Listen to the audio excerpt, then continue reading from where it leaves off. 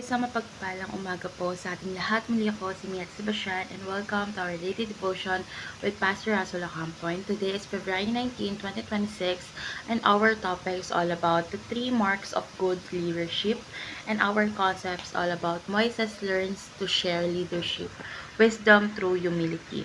Moises was a faithful and devoted leader who sincerely loved both God and the people of Israel. Yet he carried the burden of leadership alone, judging dispute from morning until evening.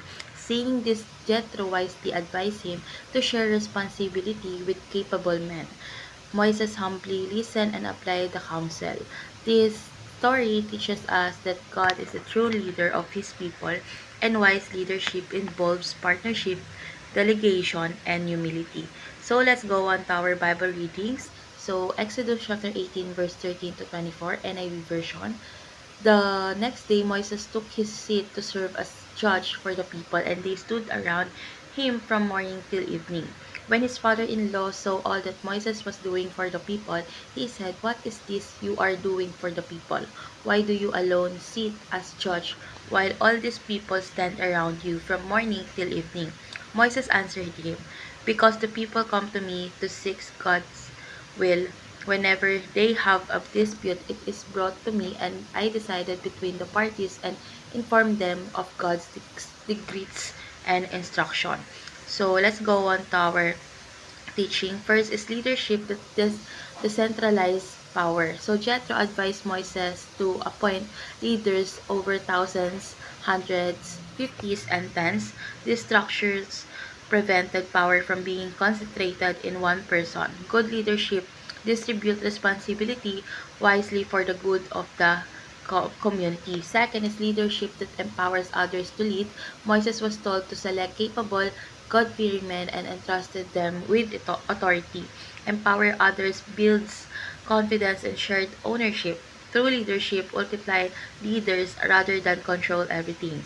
And lastly is leadership that is sustainable for the future.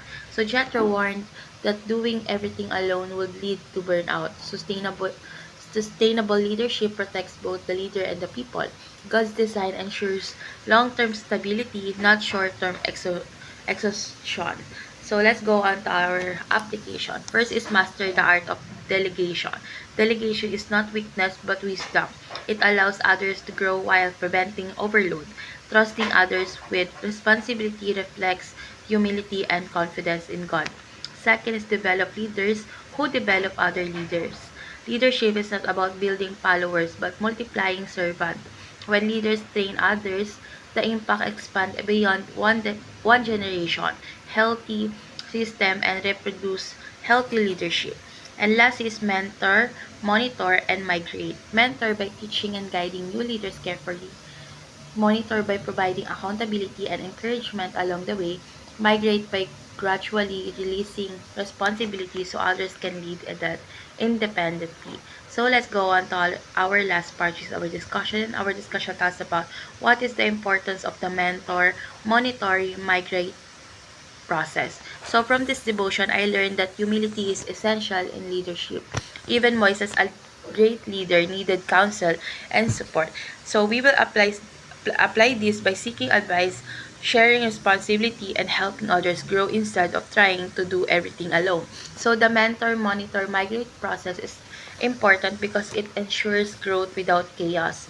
Monitoring builds competence, monitoring ensures accountability, and migrating allows independence at the right time. So this process creates confident leaders who are prepared and supported. So let's dive deeper. How did the New Testament church apply decentralized leadership? So in the early church, leadership was shared among apostles, elders, and deacons. In Acts chapter 6, the apostle appointed 7 men to oversee food distribution so they could focus on prayer and teaching. Local churches were led by elders rather than a single individual. So this model reflects the same principle Moises learned, shared, leadership strengthen the community. So let's pray. Lord God, teach us to lead with humility and wisdom. Help us to delegate responsibility and empower others to grow. Protect our heart from pride and exhaustion. May I or may we always remember that you are the true leader and we are simply your servant. In Jesus' name we pray. Amen.